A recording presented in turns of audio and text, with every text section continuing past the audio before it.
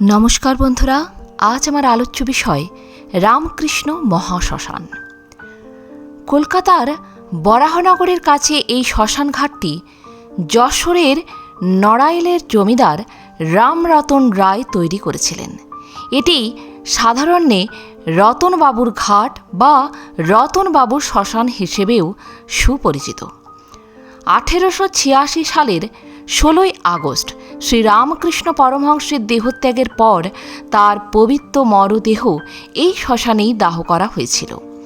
শ্রীরামকৃষ্ণের শেষকৃত্যের স্থান হওয়ায় এবং তার পবিত্র স্মৃতি বিজড়িত থাকায় পরবর্তীকালে এই স্থানটির নামকরণ করা হয় রামকৃষ্ণ মহাশ্মশান। বর্তমানে এখানে তার একটি স্মৃতি মন্দিরও রয়েছে।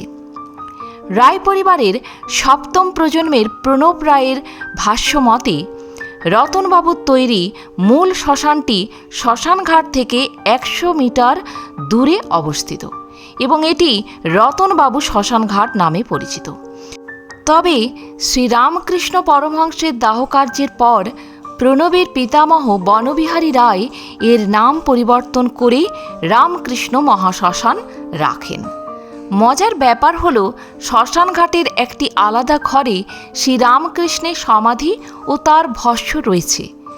সেই থেকে মহান গুরুর প্রতি শ্রদ্ধার নিদর্শন স্বরূপ আমরা আমাদের পরিবারের জন্য শ্মশানঘাটটি ব্যবহার করা বন্ধ করে দিয়েছি।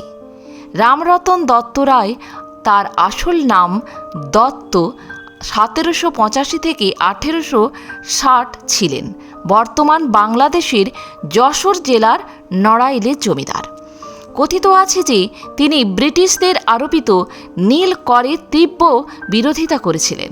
ব্রিটিশরা নীলের ওপর থেকে কর তুলে দিয়ে রামরতন দত্তকে রায় উপাধি প্রদান করে সম্মানিত করে।